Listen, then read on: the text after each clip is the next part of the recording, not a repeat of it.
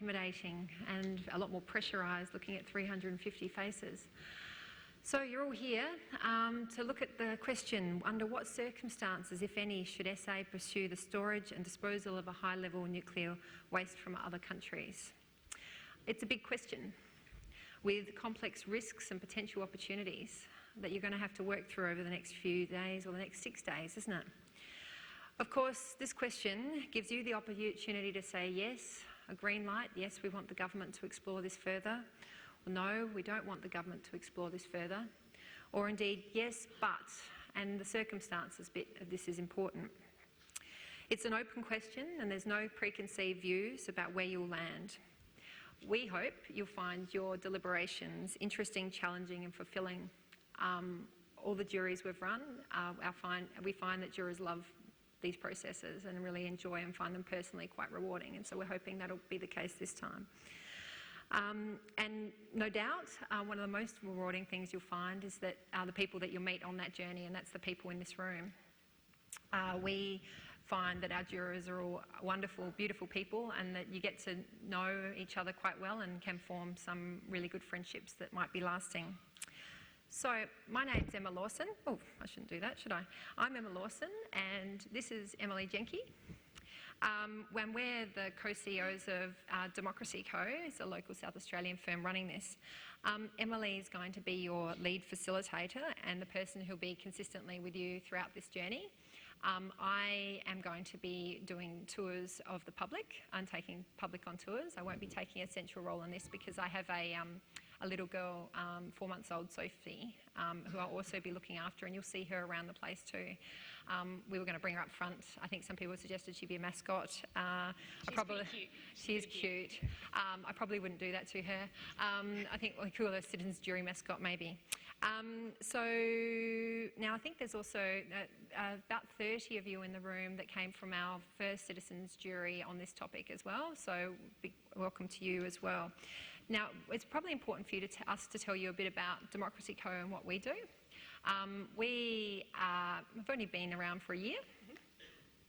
Before that, Emily ran her own business and working in this space, and I was on maternity leave from my work and had been for a while, and we decided to join forces and do stuff together, and never thought that we'd land here. What's really important for you to know is that we run deliberative processes like this. We run community engagement processes. We don't have a view on topics or issues or policy.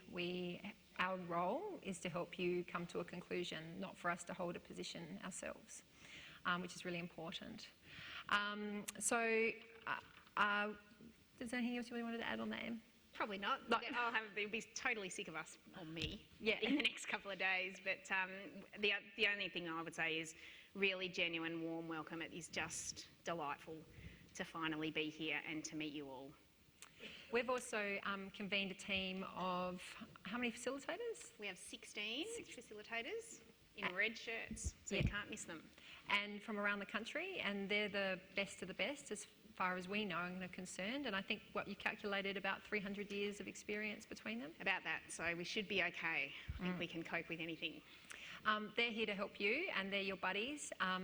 We're used to being able to work with you a lot more one-on-one, but we hope with a big team of facilitators you'll help get to form a relationship with each of those as we go. So now, before we do anything else and I introduce our speakers, I need to do some admin matters. Firstly, toilets are available on both sides of the panorama ballroom, downstairs on the ground level. So downstairs on both sides. There's a first aid room available on both the central and west buildings, so please contact convention staff or Viv if you require that. In case of emergency and evacuation, you need to follow the following procedure. First tone will be an alert, like a beep, beep, beep, and prepare to evacuate at this point and await further instructions. The second tone is a whoop, whoop, whoop. I hope I'm doing it justice. In these circumstances, don't use the lifts. Follow Adelaide Convention Centre staff instructions and proceed to the nearest emergency exit. And then you'll go to an emergency assembly point. They'll also, Emily talk more about this later, but some of the sessions will be live recorded, and I think there'll be a sign, yep, look, there it is up there, this one's being live recorded. You'll see the little red alert up there that it's being live recorded, so just so you know when that's happening. And that's on by webcast, and it'll be shown on webcast. Of less critical importance but no doubt of interest are the Wi-Fi details. Username for those is nuclear fuel and the password is Adelaide with a capital A01. We'll put that up on the screen. Yeah, we'll put that on the screen, yep. And orange wristbands, just a reminder, make sure you wear those prominently because they're your pass to get in and out, and the security guys will accost you if you don't. And lastly, but not least, I wanted to wish one of our jurors a happy birthday. I think it's quite amazing that he's given up his birthday to be here today, and there might be more than one. I don't know if he wants to stand up, but Lucky Rogers, is that right? Or is there more than one? There you go. Happy birthday. Yeah, I thought it was pretty impressive that somebody was willing to give up their birthday to be here. Oh, there's another one. There's another one. Yeah, You're Luke. That's Luke. Happy birthday. And what's your name? Ron and Luke's birthday, so feel free to go and wish them a happy birthday and say thank you for giving up their birthday, so well done guys. I'd now like to introduce Steve Goldsmith to do the Welcome to Country. He's a Ghana man and he'll explain further about his role.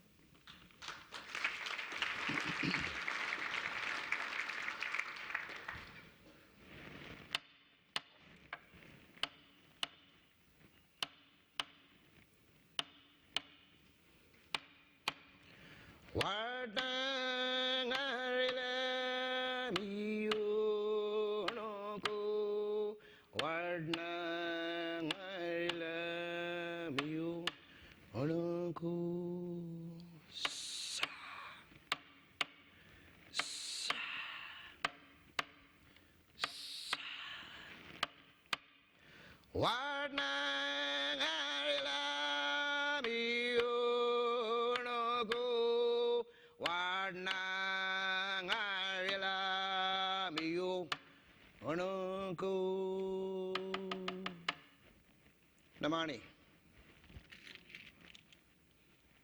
Ngai Garlabati Waracha, Ngai Pindi Nare Stephen Goldsmith, Ngai Ghana, Ghana engineer Naranga Mio. Manina Budne, Tanayanga, Ghana Miniata, Manina Budne, Garawira Para, Pari, Ghana, Kawi. Greetings all to this very special gathering here. I welcome you all. First of all, I welcome you all here to this place we now call Adelaide. But as our people have known this area, this space here, for thousands upon thousands upon thousand years, we know this place as Tananyanga, the story place, the ceremonial place, the gathering place, the place of the big red kangaroo, a very significant site for Ghana people, a very significant site for Ngajiri, Nukunu, Naranga, Bangala, all our neighbours around this country here, a very special meeting place. And what you do here today is a very significant thing, and something that Ghana people have been doing for thousands of years also, conferences. We have a word for this, what's happening here today. We call it Bandaya, the gathering of the people from our regions to come here to talk about what is happening in our region, to talk, to sort out the issues, whether it be about law, whether it be about custom, whether it be about society, to talk about those things, come together to share those ideas, to learn from each other, and then to go back into our communities and to share that information with our communities. So I think it's a fantastic to see you all here today from all corners of this great state, South Australia. I'd like to acknowledge first off the Premier, Jay Weatherall here, and also the former Commissioner Kevin Scarce, or Kev as he likes to be known. And also congratulate the Weatherall government, the Labor government, for pulling this off, for bringing people, community members together on this very important and auspicious occasion to talk about the future, not only of South Australia, but the future of all Australians. this is what this forum is about. So I commend the Wetherill government for bringing the citizens together to really demonstrate what democracy is all about. It is about the power of the people to make decisions, and that decision has been put to your hands in the coming weeks, to look at all the information, all the stories about the facts and the figures about what implications this nuclear age might have to our community, and particularly today, but particularly for future generations. I want to tell you a story, and also invite you to, while you're here in Adelaide, those from out of town, to come down to Tandanya, our cultural institution, the National Aboriginal Cultural Institution down at Tandanya. We have an exhibition which talks about, well, Aboriginal people's relationships with nuclear energy. I think ours hasn't been a strong relationships with in the past, but as Jason pointed out to me, this is not about blowing things up as we did in the past, but this is about creating something and putting things back on the earth for the safety of all people, not only South Australians, but global safety as well. So I wish you all the best, and I just want to remind you that Aboriginal people have known about uranium for thousands and thousands of years. We don't call it uranium, we don't know about the science of what it can do, but in many, many dreaming stories in many cultures, particularly where these uranium deposits are, the old people talk about our creators who tell us that this is a place of sickness, a place of death, where these uranium deposits are. So we've known about this, but also today, of course, we have the new science and new technology so that we can handle this material safely. And I hope that we do have the right technology, we do have the right science, and we do have the right place where we can, if we are going to go, this is going to be your decision, if we are going to do it, we must make sure that it's safe for us today, but also safe for our future generations. It's fantastic to see you all here, and I wish you all the best over the coming weeks. And I'm sure it's going to be fascinating talking to all the experts and hearing all the anecdotal stories and all the evidence about why not. And sort of maybe it creates a bit of a dilemma about, do we go ahead? But that's up to you, and I'm sure, looking around the room, that you are South Australians, people of our community, something which is very, very refreshing that will make or influence this final decision. So thank you all for coming. Please take in, learn as much as you can, talk to each other, and we hope that you make the right decisions for all South Australians, for all Australians. Ngajalia. Thank you.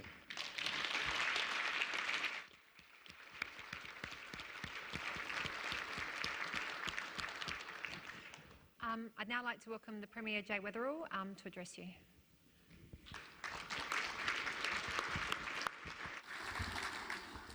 Well, thank you very much, Steve, for that wonderful welcome to country. And can I acknowledge a range of special guests that are here today. In a moment you'll hear from Rear Admiral the Honourable Kevin Scarce, the former Governor of South Australia, and of course the author of the Royal Commission report that you'll be giving consideration to over the coming weekends. Can I also acknowledge the Honourable John Mansfield, who is a former Federal Court judge, but for these purposes is Chair of the Consultation and Response Agency Advisory Board.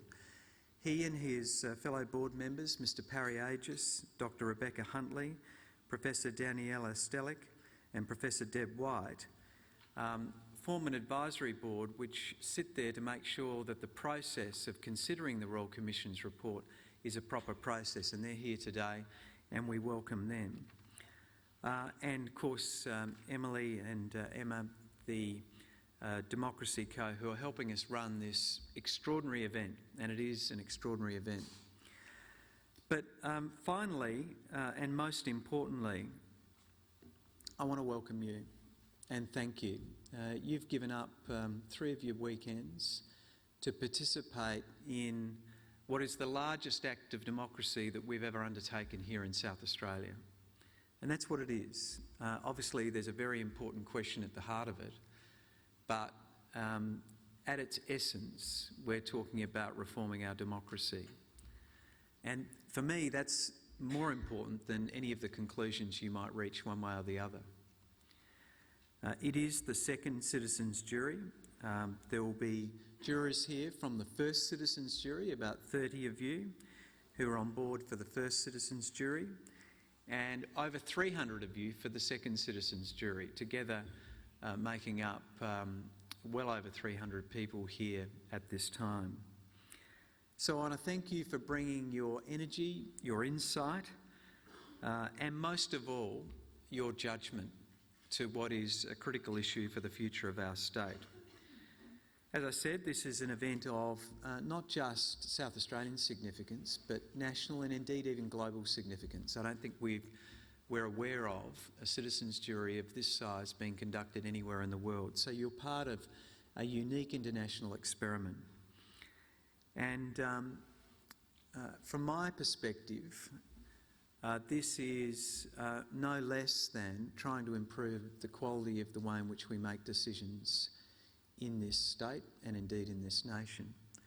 One of the things that probably is going through all of your minds, and I know it's something that is routinely mentioned in opinion polling and in surveys, and that is that there's a massive distrust in politics and politicians. I think everybody starts nodding their head at that moment. What I want to pose the question is to turn it around the other way. What if politicians have lost the ability to trust ordinary everyday people? And that's what this is about. This is putting the power back into your hands to make judgments. And I think one of the great challenges for us is that there are many complex issues that face us. And what generally happens in the usual argy-bargy of politics is that you get the slogans on one side and the other. And it is no substitute for wise judgment to just have a passionately held opinion. It's fine to have a passionately held opinion, but it doesn't help us solve the complex questions. And so what passes for political discourse in this state and in this nation is a lot of shouting at each other and no working through of the complex choices and judgments that need to be made if we're going to grapple with questions. That's what we're asking you to do. We're asking you to take the facts, the expert opinions, and not get them to dictate what you should do, but they're your servants. The most powerful force that we have in this state, in this nation, is the common sense judgment of ordinary everyday citizens. You, your values, your judgments, and you're entitled to use experts as your servants in reaching those conclusions. And that's ultimately where we need to get to at the end of this process. No wrong answer, no right answer, just essentially the judgment we make collectively as a community. Now, we should probably do this about more issues, but this is an issue about which it's absolutely vital that we use this process for a whole range of reasons. Partly because the decisions we take here are going to be important for many generations, one way or the other. And if we are to go down this path, we have to secure international relations with other countries. And they want to know that they have a secure partner, not something that's just going to change with the whim of politics from one day to the next.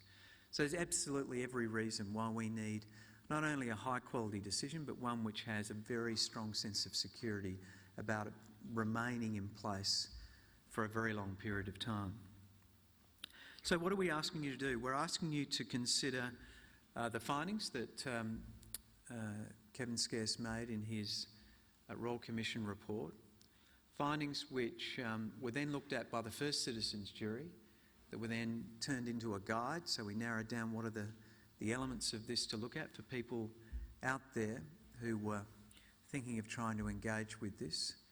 And over the period that's occurred since the Royal Commission report, over the past few months and after the citizens' jury, we've heard and gathered a wide range of views on this topic. And that's exactly what we hoped would happen. Now you have a chance to consider all those perspectives that we've gathered from the length and breadth of our state and actually turn them into something which government can then entertain and consider. We've used the formula of talking about traffic lights. Is it a red light? Should we stop looking at this and forget about it? That's one option. A green light, we should proceed without delay. Or an amber light, should we proceed with caution but undertake further investigations and further discussion before we reach a final conclusion? Now, as I said, everyone has a right to an opinion, a right to voice an opinion and argue their case without being held down. So we are asking you to respect everybody else in this room and have a high regard for their right to express an opinion, even one that you disagree with passionately. At the same time, though, everybody has a responsibility to consider the evidence before them and also a responsibility to consider perspectives that are different to their own. It may well be that you've come into this room with passionately held opinions one way or the other, and what may happen during the course of this period is that you might become less certain of the position that you first came in with, or it might reinforce the opinion you came in with. All of that is a legitimate journey. But I trust that by doing these things, by being open-minded and respecting other perspectives, what you will during the course of your work is to move beyond just your first thoughts to your considered judgment. That's what is going to be most valuable for us as a government as we choose to make our decisions. So in May, we received Kevin Scarce's report. And at that time, we put in place the advisory board that I described earlier. We established a standalone agency, as recommended by Commissioner Scarce, which led the community consultation and embarked on this statewide engagement program. We also proposed a multi-party parliamentary committee. So Labor, Liberal, Independent members of Parliament have been conducting their own parallel inquiry. We then brought together 50 South Australians to form the initial citizens' jury and asked them what parts of the Royal Commission's report were important to discuss. And the jury identified a series of questions brought together under 4 themes. Community consent, something that Commissioner Scarce regarded as absolutely vital and a first step. Economics, getting a clear understanding of the benefits and risks to the state. Safety, of course, and in relation to each element of the process, storage, health, transport. And trust, making sure that there was accountability and transparency in the way in which any new enterprise in this area would be regulated. By late October, information and consultation sessions have been held in 100 sites across South Australia, including more than 50 regional towns and remote Aboriginal communities. As a result, more than 15,000 face-to-face conversations have been held. That's the largest consultation process we've ever undertaken, even before we've arrived here. Citizens from all walks of life have contributed to the debate. School and youth forums, meetings of Aboriginal people, industry events. In late August, more than 160 primary and high school students attended a forum at Adelaide Oval. And the quality and breadth of that discussion was impressive as I participated in that forum. Through social media platforms, there's been 28,000 community conversations to date. Another 42,000 people have visited the No Nuclear website. And what this demonstrates to me is that people want to be involved and they want to find out more. As I said, it's been overseen by the Consultation and Response Advisory Board. Members of that board are prominent Australians who for the past 6 months have provided strategic and independent oversight to warrant that this is a fair process. Their role this weekend and the weekends to follow is to continue to oversee the process. They'll ensure open access to information, a fair and equal sharing of viewpoints, and the jury's freedom to deliver any response related to this important issue. So I encourage you to introduce yourself to the advisory board members during the breaks and share your experience as jurors. If you have any concerns about the process, raise it with them. They're here to independently oversee this process. As you might know, I recently travelled to Finland to visit what will become the world's first deep geological disposal facility used for spent nuclear fuel. And I wanted to see firsthand what such a facility looks like. I also wanted to gain a better experience of the Finnish journey that's occurred in relation to this matter especially in relation to regulation and community consent. And some of these observations reflect much of what was found in the Royal Commission report. And from my perspective, there were many valuable lessons. The first is the importance of having an open and transparent community engagement program, and one which is not rushed. The second is the value of establishing an independent and trusted regulator. And third, the need for a high level of technological innovation to support such a complex endeavour. For me, the experience in Finland demonstrated the value of having clear milestones in this process and the importance of having long-term and stable policies that are supported by both sides of politics. I mean, this can't be a Labor, Liberal, Green, Family First, whatever you want to call it, thing. It just simply can't be that. It has to endure all of the ups and downs of the political process. Otherwise, it can't be successful. It also reaffirmed in my mind that South Australia must consider the Royal Commission's proposal as an opportunity rather than a problem to solve. As for the continuation and conclusion of our Royal Commission process, I want to emphasise again that the state government does not have a predetermined result in mind. But of course, I wouldn't have put this on the agenda if I wasn't open to doing it. Of course, I think that there's merit in exploring this, if for no other reason, because we already are the home of 25% of the nation's, indeed the world's uranium deposit, about 80% of the nation's uranium deposits. And we are, as a state, having to grapple with some choices about the transition from an old to a new economy. So from my perspective, as a state, I think we should be open to exploring bold ideas, but doing so in a way which is intelligent and thoughtful and which brings the community with us. But of course, there are some no-go zones for me and I think for many of you. We can't do anything that would imperil the safety of South Australians. And from my perspective, for the economic benefits, which are estimated by some commentators and experts to be very large, they would have to be shared. They can't just be enjoyed by the few rather than the many. And finally, from my perspective, this is a decision which must engage the broadest possible group of South Australians. Obviously, not everybody is going to participate in this process. Many South Australians will look to you to say, a group of my fellow citizens have looked carefully at this and I will be guided by what they think. And I think that this group that's come together to consider this in this deep way will provide a massive benefit and contribution to the rest of our community. And for that, I thank you. So, ladies and gentlemen, it's your role as citizen jurors to devise an answer to one key question, and that question is this. Under what circumstances, if any, could South Australia pursue the opportunity to store and dispose of nuclear waste from other countries? We're looking for you to listen to the key issues in a way which recognises the complexity of this topic and the need for us to make choices. People from all parts and sectors of the state, including community leaders and politicians, have played a role in expressing their views. Your task is now to examine the different perspectives which have been expressed by the community, consider the trade-offs, to decide whether there are conditions under which we should continue to consider this matter. So, ladies and gentlemen, this is just by way of scene setting.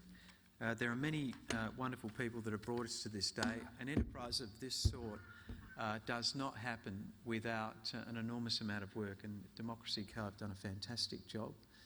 But I also want to pay tribute to Kevin Scarce, our former governor, and a well-respected citizen who's given his time and energies into producing a Royal Commission report which provides the raw material for which you can consider your deliberations. He spent a year gathering the expert evidence, sifting through it, making a set of conclusions to assist you to then take the next step.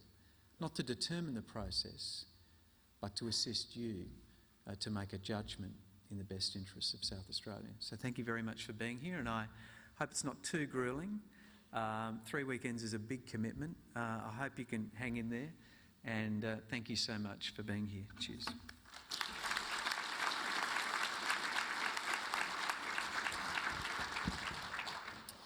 just wanted to now welcome former Commissioner Kevin Scarce to the lectern.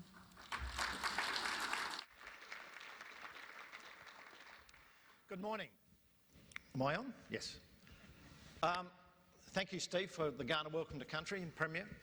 My role in the next 15 minutes is to lay the groundwork for the Royal Commission. So there are three things that I'd like to get across. Firstly, what we did, how we did it, and what were the results.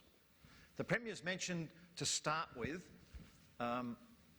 why are we doing this in the first instance? We know that the state faces economic challenges. We also know that we have some comparative advantages in this state. One of them happens to be uranium.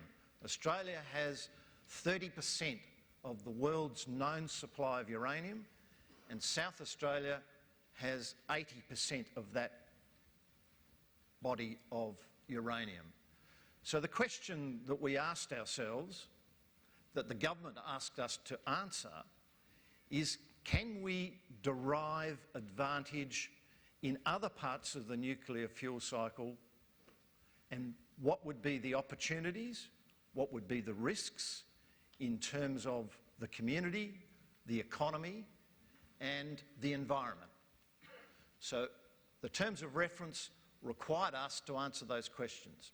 Now, I am not a nuclear expert, so our process was about gathering the information from experienced scientists, business people, and also from those people who did not support the uranium or nuclear industry. I made it very clear to start with that I wanted an open process, even though it was a Royal Commission, and I wanted to encourage opponents as well as proponents for the activity. So what was the process that we went through?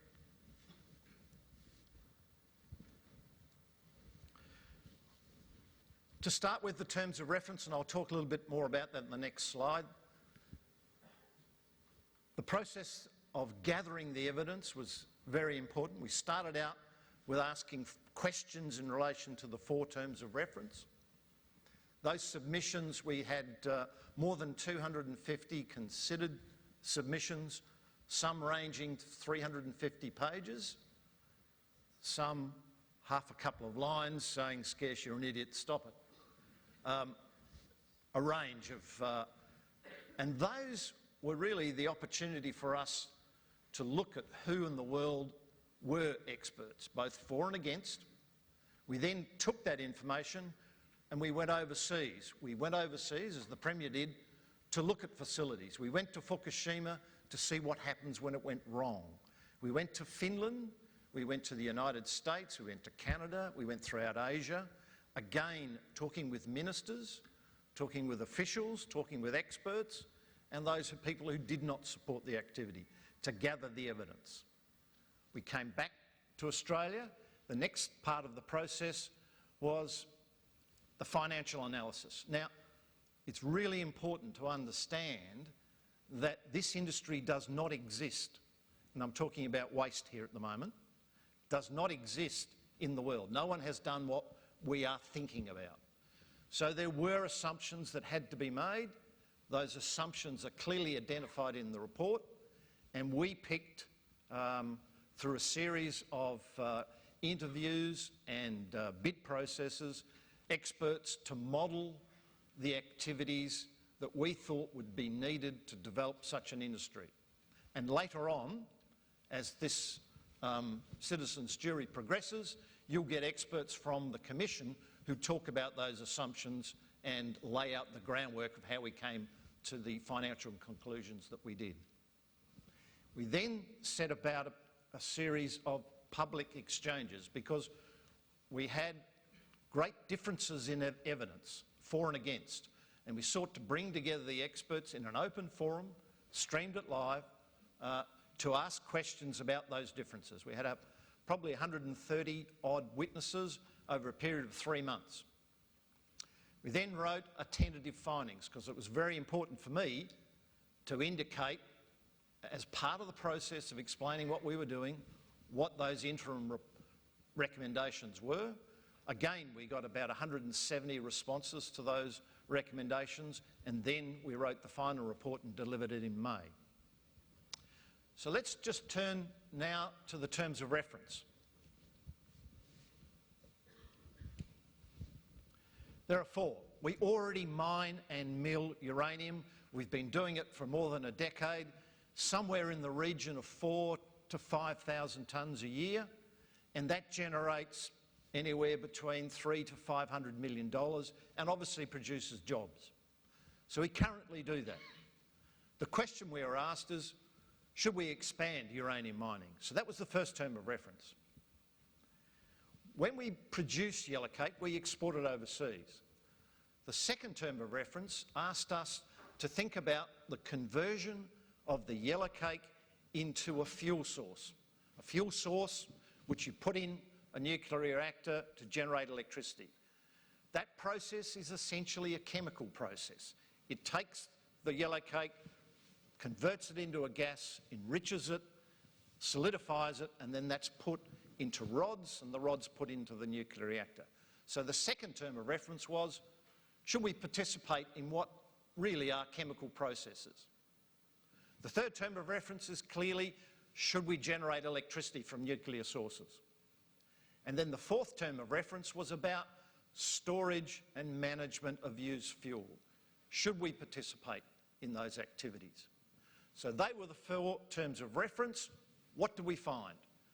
Firstly, in terms of expanding uranium mining, yes, there are good geological reasons to think that there are other large deposits of uranium throughout the state. But even if this were the case, and even if the price doubled and our capacity doubled, it might bring in $800 to $900 million. Now that's important, but it's not a game changer. So we thought, yes, the expansion of uranium mining made sense. The second term of reference is this conversion into a fuel source. Following Fukushima and the turn-off of probably 50 Japanese nuclear power plants, there is currently an oversupply in the capacity to do that conversion process, probably by about 20%. So at this particular time, it does not make financial sense to participate in those activities, even though it brings jobs and technology. Some of those facilities are ageing, so perhaps if the uranium demand increases as more uranium facilities are built, if more uranium facilities are built, then it might be something we look into the future, but not for the present. Third term of reference was about generating electricity. Very topical. The first thing we needed to do was understand the characteristics of the South Australian energy market. And in essence, what it means is a preponderance of renewables, which is good. But what it means is when those renewables aren't generating electricity, there's a smaller demand for what we might call a baseload supply to ensure that we've got continuous, safe electricity. A gigawatt, which is the general size of a nuclear power plant, would be too big for the South Australian demand market at this stage. Under the current national rules for generating electricity, it didn't make economic sense to introduce a gigawatt into the South Australian market.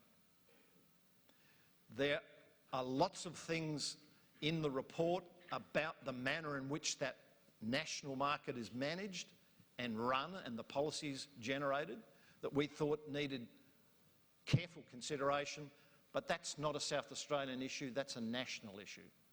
So the third term of reference at this particular time, again, we did not see a business opportunity for the generation of electricity. Fourth term of reference was the storage and disposal of used fuel. Currently, there's about 180,000 to 200,000 tonnes in the world still looking for a final solution. By the time 2090 comes, even if we assume that there won't be an expansion of the nuclear industry, there'll be close to 1 million tonnes. So the first question is, there's an opportunity. The first question about that opportunity is always safety. So we took evidence, we went to Finland, we talked to the regulator. A regulator's responsibility is to assure the community that this is safe. In Finland, the most respected public institution is the nuclear regulator called STUK. We spent a few days with STUK understanding how they assure the community that deep geological storage is safe and is safe for the periods of 100,000 years plus, which most of us, including me, find incredibly difficult to get my head around. So we then spent some time in Switzerland talking to the Swiss regulator and looking at the Swiss facilities. Switzerland has been underground in researching this for the last 20 to 30 years. So we wanted to understand their process. There's a lot of information about deep geological storage, how it's done, but the basic premise is to go down 400 to 500 metres to ensure that the used fuel is encapsulated and stays within the capsules during the period when its toxicity is greatest. And that's probably 1 to 10,000 years. And then to fill around that facility a clay material that prevents, even if the nuclear waste gets out of the canisters, it prevents it from migrating. Now, there'll be a lot more detail on this later in your citizens' jury, but in essence, geological and technical barriers are the means of keeping that radiotoxic material in the ground at that depth of 400 to 500 metres. And there's a very detailed process of looking at accidents, of changes in geology that assures the regulator and assures the community that it's safe to do that over the period. For South Australia, there are some significant advantages, we thought, about the stability of the geology, about the seismicity, about the lack of water for migration. We thought there were lots of comparative advantages that we enjoy that other nations don't enjoy that could do this safely.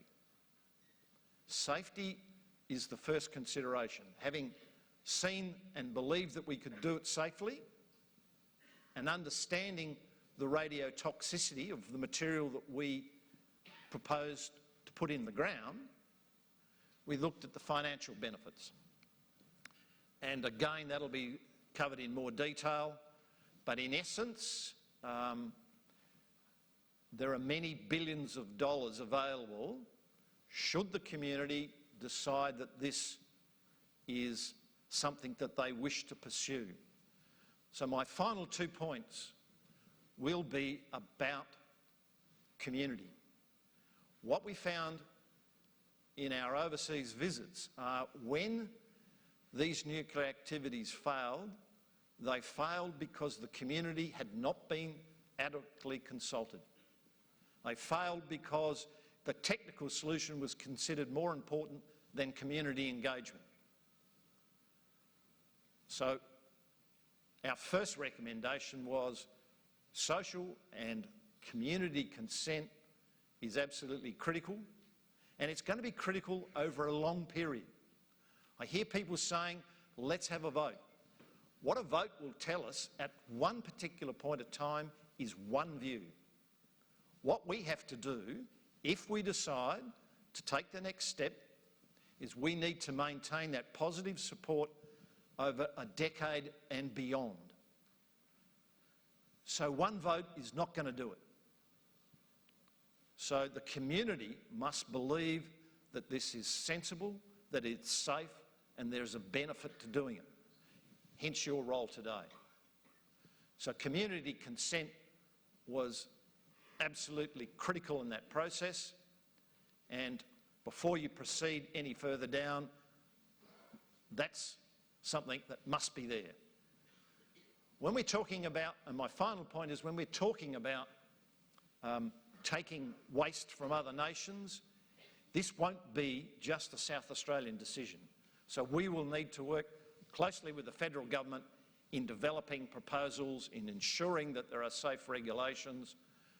This is a next step beyond what we're talking about now, but my point in mentioning this is that there are established international regulations about the transfer of waste which require safety measures to be considered, and this will be part of developing that next step should we decide to do it.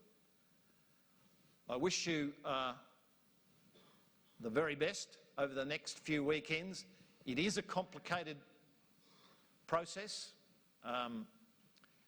but I'm sure, having looked at the program in the following weeks, that you will have some time to ponder over the issues about whether we ought to take the next step or not in terms of safe storage of spent fuel. Thank you.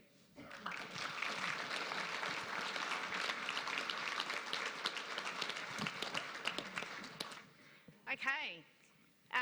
Thanks, Steve and Premier and Kev. For that, we've now got the opportunity to throw to you and get you guys to ask some questions. So I want you to just have a little, maybe just have a little 1-minute buzz with someone around you. What's on your mind after you've heard them all talk? What do you want to ask them? What are your burning questions? So 1-minute buzz. Let's go. Buzz, buzz.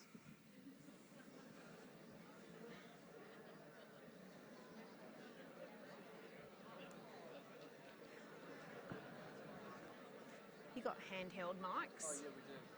Can we give one to the Premier, please? Oh, yeah. Do you want to sit or do you want to stand? Okay. I think we only need one. You can have that? Yep. But I think I need this. Maybe a few more. It's probably a bit easier. All right, I'll see you in a minute.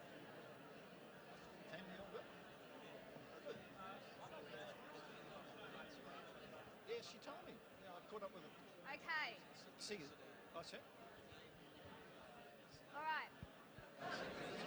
Okay, buzz is over. When I say a 1-minute buzz, it totally is, it's less than 1 minute. Okay, I just wanted to give you a time to just go bleh.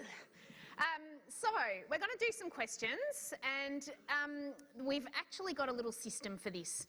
So we're going to take them in sections, and I just want to quickly just let you know, so there'll be the first section here, will be the first lot. We'll take a few from here, take a couple of questions from here. The red lanyard people, you won't be filmed, but you please ask questions, okay? All the cameras have been instructed not to film you, but we don't want that to stop you from asking questions. Third section will be here, and then the last section, okay? So there's a system going. So, burning questions. Just raise your hand and we'll get a mic to you super quick.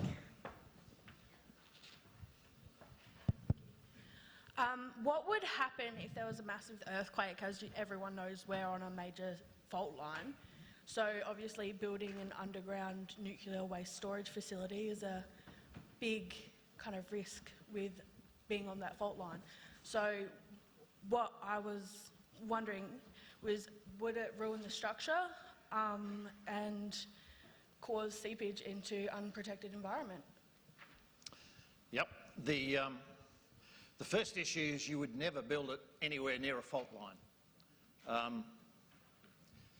There are lots of parts of South Australia that are seismically active, that have fault lines or have the result of movement. And that's certainly not an area that you would consider bringing underground storage. There's a lot of work that goes on in understanding the geology. One of the real lessons that we learn out of Finland and Sweden, because every nation has different geology and you have to attack it a different way. But you must understand the geology. You're absolutely right, that's vital. But there are many parts in our state, the geology's been stable over billions of years, so yes, we need to look at it, but we still have an opportunity in the state because there are lots of parts of the state that are seismically inactive, that have been stable for billions of years and don't have significant elements of underground water, and the water that's there isn't potable anyway. But we would spend a lot of time understanding the geology to make sure we got it right. Good question. Okay, another one from section 1. Oh, go Mel. You. Oh, there you are. Do you want to maybe pop up so we can see your beautiful face? Oh, all right. I'm shy, but I'll stand up. What comes to my mind is, I'm sure there's a lot of responsible people here and in South Australia. What happens if we don't do it? Will a less responsible country like North Korea or someone like that, will they put in for it, you know, where there's more risk to the whole of the world? Well, one of the questions that I've received in the past is, other nations have created this waste, let them sort it out. And I understand the rationale of that, but there are nations in the world with nuclear programs that are seismically active, that have fault lines, that have very little land, and the land that they have simply isn't suited for that. So there are nations in the world that will struggle to find deep geological storage. As I mentioned to you, there are international regulations about the transfer of waste. Whether North Korea would pay interest to that, I'm not terribly sure. But I think the point is that it is an economic opportunity for this state if we wish to take it. Having visited nations, talked to ministers, I know that some nations are very challenged to find a site and would be interested if they thought a nation was prepared to negotiate over the transfer of waste. Okay, we're going to do one more from section 1 and then we're going to move to section 2. I'd like to know if the proposal that we're looking at was community driven, and if it was industry driven, how are you going to work with the community to make sure that the community interest rather than the industry interest actually prevails? Well, I'll tell you how it was driven. It was driven by me. Where it came from, I mean, I come, just for full disclosure, I come from the left of the ALP, which has traditionally had an opposition to uranium mining. In fact, I wrote a famous poem at Year 11, which I think I can recall, chanting wildly through the night, stirring conscience and provoking fright. If this proposal is approved, civilisation will be removed. There you go. A protest against the government's decision to settle for the sun, not nuclear fission. Anyway, something like that. So I've been an advocate against nuclear industry, but I suppose from my journey really is I'm more worried about climate change than I am about the challenges of tackling nuclear power. I see what we offer the world potentially is a future which many countries are choosing, which is they're moving away from coal-fired power stations and they're moving towards essentially nuclear energy, which doesn't produce carbon emissions. So the question is, if we are selling our uranium to the world, is there a further role that we could play in developing that economic opportunity? And I thought that it was a question worth asking. Now, the answer is that in a couple of those things, it's not worth pursuing, at least in the short term. But the answer on waste is that it is, at least from a technical perspective. There still remains a question, though, do we want to do it? And that's what you're here to do, and that's where the community comes in. So, in a sense, it's not industry-driven at all. I don't have an industry background. I don't have any sympathy or particular concern for advocating on behalf of an industry. Frankly, the industry doesn't exist. It's a new industry. So we'd be doing something new. I'm attracted to the technological opportunities. I'm attracted to the potential benefits for the state. But as the Commissioner found, this thing can't happen unless the community chooses to do it. So, in a sense, it all circles around and comes back to the community. The community in the broad sense, does South Australia want to do it? But then the community in the narrow sense, does the particular place? And I think the way Commissioner Scarce describes it is social consent and community consent. So the particular place, should it be in a particular part of South Australia, needs to be able to also consent, as well as the broader South Australian community. Okay. I could just finish that off by saying, yes, there were industry proponents, but what mattered was the evidence. In the report, all of the recommendations, all of the evidence trail is there before you, so you can see how we came to the conclusion, which evidence we drew upon, and I'd have to say I could think of perhaps a dozen cases where there was industry evidence that I found persuasive, and many more times it wasn't and wasn't included. All right, so we're heading down to this section. Team, who we got? You pick them out now, go for it.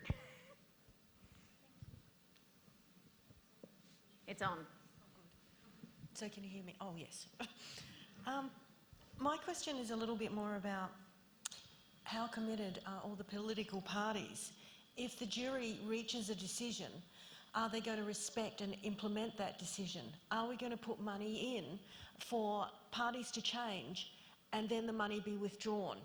So it's lost money, or a lost decision? Yeah, that's a really good question. Well, the first thing is you wouldn't spend an enormous amount of money until you obviously thought that you had all the relevant political parties lined up. It wouldn't make sense to press too far down this path before that happened. But of course, your process and what happens here will be influential on political parties. I mean, political parties don't operate in a vacuum. They're influenced by public opinion, and they'll be powerfully informed by this process. So it is true that, you know, probably the single biggest hurdle will probably be my political party, which has traditionally had and currently does have a position of opposition to such a thing. And so that will become a step in the process. There are many perspectives in the community, and the Labor Party's perspective is one of those perspectives that has to be taken into account. But perspectives change over time. Whether it will change in the Labor Party is an open question at the moment. Thanks, Marcia.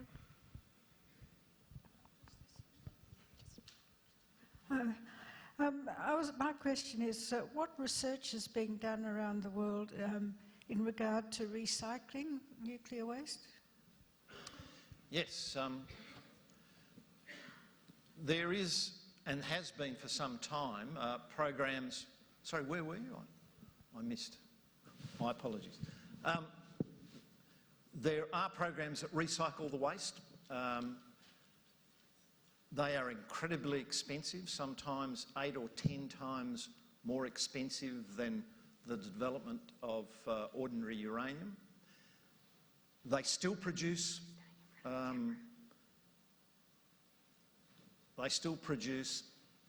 material that has to be stored. So whilst they reduce the volume, you still, at the end of the day, have heavy metals which are toxic that still need to be produced. There's also a concern, I think, about that process because it's generally something that manages plutonium, and we understand the dangers of not being very careful with plutonium in terms of potential bombs. So I see less and less evidence of nations wishing to recycle, to reduce their spent fuel because of all of those challenges: cost, concerns, international concerns about plutonium, And the volume of material simply couldn't be managed cost effectively through reprocessing, which is essentially the subject of taking spent fuel, reprocessing it a couple of times and then disposing of it. Okay, one more from that section. Yeah, just like to outline that some members of the community feel that the original terms of reference were maybe too narrow and didn't really examine what's happening currently at Roxby Downs to water, to dust displacement, to radon gas which goes past us and can be detected in Antarctica.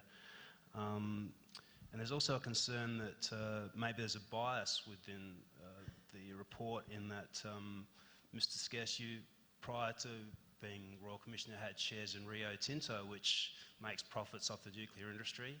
And also several, it seems to be, of your expert advisory committee seem to either have been advocates or have had some direct link to like nuclear industry bodies. Is this a conflict of interest, you know? Okay. Well, I mean, if I might, let's address the issue. Rio Tinto has no uranium activity in South Australia. And yes, I have about 0.0701% of the Rio Tinto share. I divested myself of BHP, but don't see the relevance of Rio Tinto here. Rio Tinto didn't give us any evidence. I didn't call for it. In terms of the expert panel, again, I had an expert panel of people who are actually in the industry because I was not an expert. And I also had people who were dead against the uranium industry in the panel. All through this process, all of the evidence is traceable. The evidence that we accepted and why, and the evidence that we didn't accept and why. So I do understand that those people who would like to discredit the report will talk about bias. As I said to you, I came to this with an open mind. I brought a team around me that gave me the positives and the negatives. I sought that information when I went overseas. I sought out people who were against the industry. I'm very convinced that it's a balanced report on the evidence that we were able to gather through looking at experts throughout the world. Okay, we're going to move sections. Thanks, Kevin. Into section 3. So I've got my mic, waiting for my mic team. I can't help you. Hello. Okay. Moving on from what was said over here, future technologies and what can be developed in research. I have heard that there are experimental reactors that can completely burn the nuclear fuel, and if this kind of technology is developed in the future and becomes economically viable, then are we still going to be able to dig up and retrieve the nuclear waste that's been stored? Have you thought of that? Yeah, again, a good question. Some nations haven't made up their mind whether they're going to store or dispose. So I think in the Finnish example at this stage, they're still mulling over the difference between the two, because in the future, this might be a very valuable resource. So you have the option of doing either, depending on how you see the future planning out. Well, no. You can store it in an underground facility and subsequently retrieve it. Would it be cost effective? It kind of depends on the value of that in whatever period of time. So yes, you can retrieve it.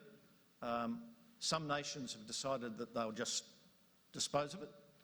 Other nations have taken a different view, and that they will give themselves the option to retrieve. And again, what we are looking at in terms of our report are technologies that are here with us now and I tried not to look at the promised technology that's across the horizon, because those promised technologies have been just across the horizon for 40 years. And I think we need to be very firmly focused on what we know works, so that we understand the cost and that we understand the risk and the benefit. You've got like, what, 500 years or 100,000 years to develop this technology. So, Yep. No, I take your point. You need to think carefully about whether it's storage or disposal. But what you don't want is to have, as we currently have, most of the spent fuel above ground without a solution. Okay, we're going to keep moving on because you're on between you and morning tea. Okay, so I'll keep it quick. Thank you for both for being here and addressing us in this way. My first question is for the Premier. You've told us that a little bit about your background from the left of the Labour Party, which kind of, you know, in your past opposition to nuclear energy, and that it is important for you that this process is transparent. So my question is this: where is the member of the opposition, or the leader of the opposition? And I also have, my next question is for the Commissioner. With all due respect to both of you, can you please name your 5 most important values in your life? This is a curly one. I'll speak for a while the Commissioner composes these 5 values. Look, to be fair to the Leader of the Opposition, the Leader of the Opposition is on leave at the moment, but the Leader of the Opposition in the Upper House was invited to be here, and he may well come here during the course of the day. I think, in broad terms, I don't want to summarise the perspective from their party, but in broad terms, I think you'd say the Liberal Party are generally more supportive of this than traditionally, at least, of a deeper involvement in the nuclear fuel cycle than the Labor Party has been. So I think in the broad, I don't want to commit their party to anything because it's not my political party, but I think generally speaking, you'd find that there'd be more members of Parliament, Liberal Party members, that were supportive of this than were opposed to this. So I don't think he's not here. The reason he's not here is not because he doesn't support the process. That's the simple answer. Okay, the values, both of you. Oh, both of us. Both of you. Oh, that's a lovely question. My values. Well, you've given us some poetry, so... Yeah, poetry. I'll give you time to think, because I've had a little more time. Okay. To me, trust, integrity, honesty, a sense of treating people as equals. I don't know how you classify that. That, from my military background, it might be an unusual value, but it's one I dearly believe in that everybody gets treated with the respect that you want to be treated with. Honesty, integrity, passion, they're the things that I've thought were always important in whatever life, whatever career I had. So it made no difference. Well, for me, I hate injustice. That's why I got involved in politics. I love justice. I hate injustice. That's what's motivated me. It's been at the heart of my value system. My father was a trade union official. My mother was an Anglican, very devout Anglican. And from their different perspectives, one from a Labor movement perspective and the other from a sort of religious perspective, we always had a very strong sense of social justice, and that was always what motivated me. In relation to other elements of my value system, I was always brought up to believe that I'm no more important than anyone else, but nobody's more important than me. and so I've got a radical sense of equality about the way I see the world. I suppose after having 2 little girls, I suppose that, family is probably now one of the most important things that I think about most of the time. So I suppose they're the 3 guiding principles for me. Great. Don't see that on the news every day, so that's a good little bit of a treat. Okay, we're going to do our last little section. So I've got some mic runners. Go, Kate. Pick a winner for us. Yeah, hello. My name's Phil. I was just wondering, if we go ahead with all this, who's going to pay to get this up and going? I mean, I think most of us around here sort of know that the state's sort of struggling financially, sort of thing. Yeah, who's going to pay for this? Is it going to end up being a white elephant? And how long do we get the benefits? Like, if it's going to be for 10,000 years or how many years, we don't want the benefits to last 20 years or 100 years. We want the state to prosper for, many, many years. Well, the first question is, we would not proceed because the capital infrastructure, based upon the modelling we've done, is about $40 billion. We would not be proceeding without an assurance from client nations that they would be part of the process, firstly. Secondly, I don't think you'd proceed down this process unless there was a pre-commitment, a financial pre-commitment from them. Not all of the $40 billion gets spent straight away. I mean, that's a 25 to 30 year program with all the jobs that ensue with that.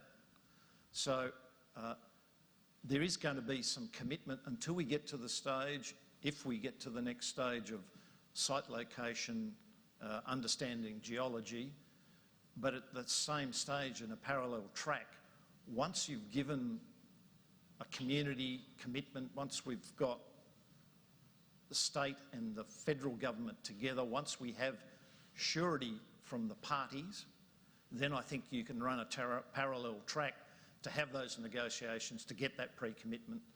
But I certainly wouldn't and have not recommended in the report that we went forward and invested our funds beyond asking the original questions until we got that pre-commitment. In terms of the value for the community for 100,000 years, I think that's a critical point.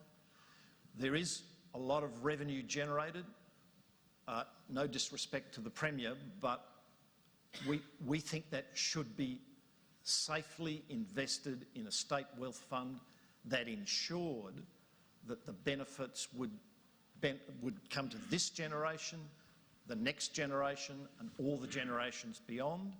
On the financial modelling, we found that a state wealth fund might generate after 70 years over $450 billion with reinvestment, and also provide several $billion a year in expenditure. So that's the protection, I think, in terms of ensuring that the benefit doesn't get spent by this generation and is thought about other generations. There's a lot of work in between, let me say this, but I think my discussions with client nations is if we were to convince them that we could do this, they would want to be partners in this. So I think it's feasible if the community is behind it, only if the community is behind it. Okay, Chad, we're going to do one more. Clearly there's a lot of money in this. My question is, will you protect this against privatisation and international companies? If so, how? A good question. The recommendation is this would be essentially a government-run proposition, and obviously not just state government, but Commonwealth and an international body. So this was not something we're talking about giving to the private sector. It's certainly the experience in the nations that have been involved in it around the world. There's either either complete government control or majority government control of the various institutions that do this. So there's no example of, I mean, the first thing is there's no example of this anywhere in the world, but to the extent that there are local examples dealing with their own waste, it's government run. You wouldn't have a private sector body using this as a profit maximising proposition. So that's not what's on the table, is that some private sector operator would do it. And from my perspective, I wouldn't support that, because apart from anything else, we want the benefits to be, to the extent that we can realise the benefits, we want them entirely for South Australians. We don't want them to be essentially privatised and end up in the hands of just a few people. Yeah, just to add to that, the international regulations require nation-to-nation agreements. It wouldn't mean that you might have an independent operator operating and doing the mechanics of a storage facility, but it would be owned by the state, it would be owned by the nation. Any transfer of fuel, and I can't see this changing in the future, would be a national responsibility, nation to nation, or potentially bilateral as well. So I don't see any change to that. We went to the IAEA, asked those questions. There's a very strict regime for a very good reason, and I don't see it moving away. Australia has a terrific reputation as a safe nuclear operator. We would want to maintain that. Okay, food for thought. And now it's time for some food. One of the quite scary things about standing next to a Rear Admiral is one realises how unshiny one's boots are. Anyway, and they were polished. This morning they were polished. Not well. But, yes, not well. Clearly not as well. Okay, please join me in thanking both the Premier and Kevin's guests for their time.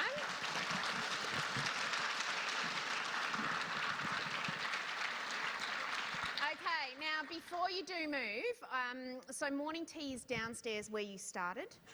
You are more than welcome to leave your bags, Democracy Co bags, and things that you're not too concerned about here, because we're coming back here after morning tea. Please take your valuables.